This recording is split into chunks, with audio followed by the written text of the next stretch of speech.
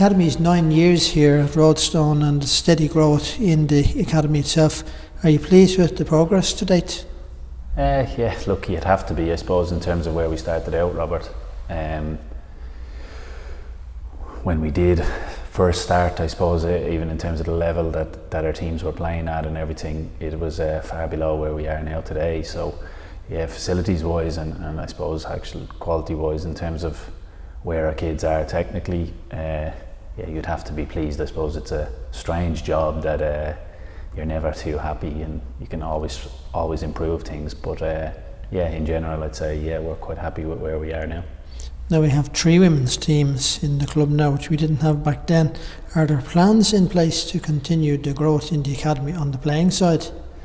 Yeah, well, obviously the addition of the 19s last year, first team this year, that this took a lot of work to put that in place. Obviously Jason Carey's come in as a head of women's and has been a good addition on that front to try, I suppose, build up the younger element of the club. So we do every Tuesday night we have girls from around Dublin coming in that are around the 10, 11, 12 age groups.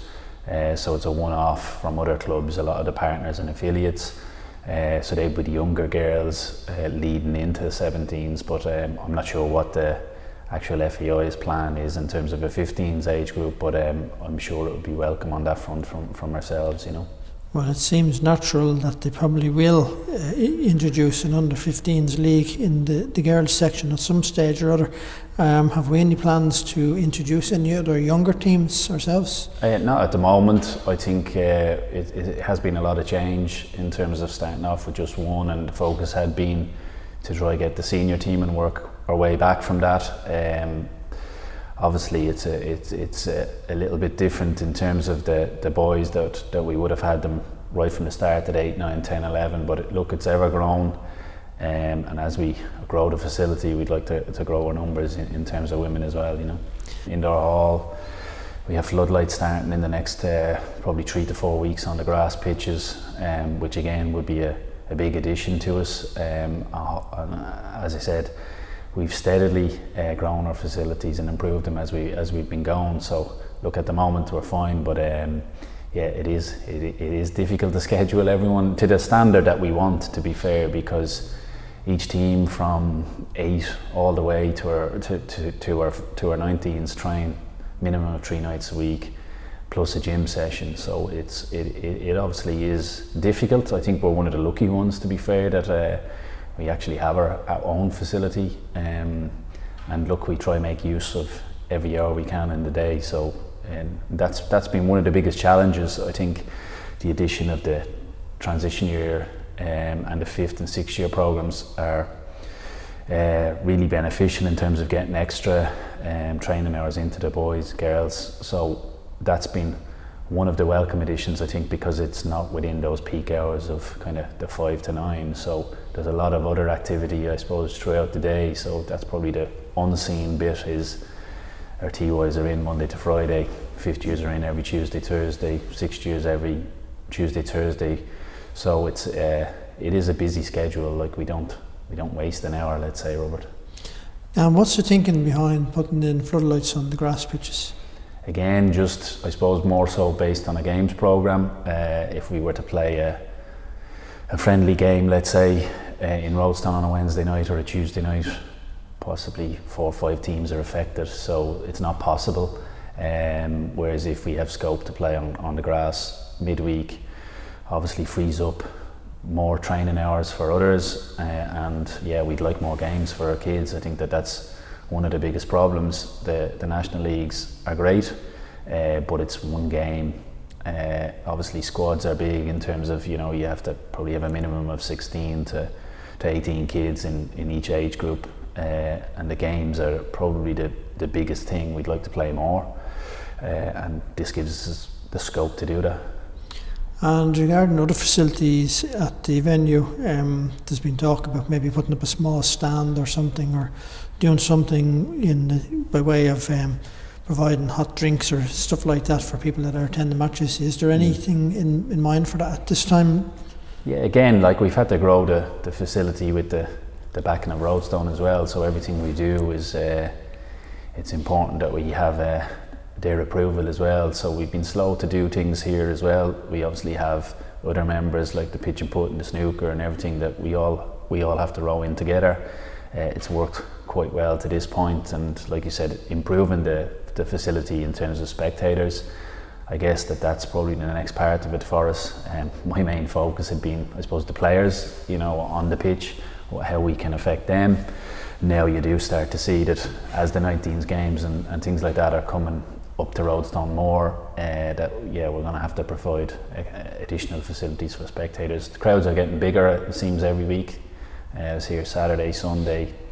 There's a huge turnover of people coming to watch all different age groups, boys and girls. So it's definitely a busy spot. So it's look, hopefully we can improve the facilities for the spectators as well. Now I know the main focus would be on individual player development and that, but it's always great to win trophies and stuff like that as well. And the year before last, with 17s and 19s won the league last year, 14s and 15s won both their leagues and their cups. It really is developing though, isn't it? Like when you win something like that, I think that's an added bonus, isn't it? Yeah, no, it is. Like, look, it's not the sole focus, but I do think that the first 3 years of the academy, although we won the 17s in the first year, probably one thing that was thrown at us was that we probably didn't win as much as we should. So look, the focus was on trying to change that mentality. I think it is important for the kids that play for Rovers that they do have a winning mentality. Kids naturally want to win as well, Robert. So look, it is important that they go out and perform on big days. We'd probably been in a lot of finals in the previous years and came out the wrong end of a couple. Obviously the year previous we were in the 14s and 15s league finals and we lost both. And some of those kids came back the following year and performed really well on a big moment. So look, that's the learning for us. Great they won, but more important was that they probably put right the performance the year previous, you know.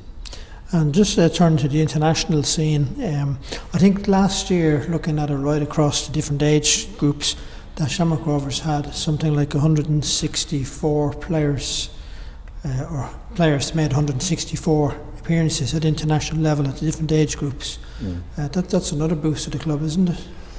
Yeah, obviously as the national leagues have grown with the addition of the 15s and 17s and 19s, we're working with a high quality player, but look, we do take satisfaction in it ourselves. I do think clubs are starting to work a little bit more together and help the association and help the teams. Obviously watch the Irish 15s, 16s, 17s as much as I can.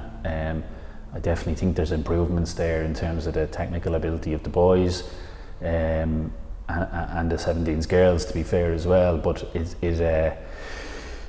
I think we're playing our part, Robert, in terms of the training hours. You see some of the boys, you go through the names of the boys, you see them in the 19s, 17s, 15s, and they're technically good players. I think that's something that had been labelled, I suppose, against us, the Irish, let's say, that we were just hard working. And I think that there is a change. I think the leagues have played a big part in that. The FEI must take some credit in it as well, that they brought together all the regions. The boys are being tested every week, but I think more importantly the way they train and how they train has definitely changed. I know you touched on that we're 9 years here, but I mean the way we train now 9 years later is different to what we did then. It's ever evolving, and look, I think it's for the better.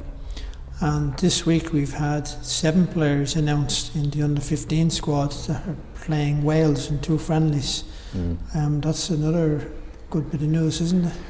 Yeah, again, like we work very hard with our 8s, 9s, 10s, 11s all the way, so I think we can see a big improvement, I suppose, in the level of the players that are younger. So each year that we start a new season, like the 14 started on Saturday, we think we have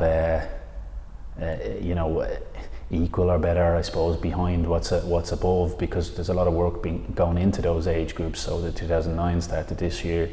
Our 2010 born boys are flying in their domestic league, let's say, and there's a lot of work that goes previous to just the start of the National League. So when we do see that we have 7 or 8 internationals at 14 or 15 years of age, that's down to a lot of hard work by all the stakeholders, I suppose, the parents, the boys, the coaches, everybody's playing their part in the child's development. So look, you would be proud when you see 7 of them, I suppose, play international football in 1 year, but it's only the start for them as well, as you've seen that can change, and there's been boys that have not played international football at a young age, and you can see that they come stronger that little bit later. So it's important that that doesn't define all our players. It's right for some of them, but there's other players in the group, I suppose, that we have hopes for longer term as well, you know.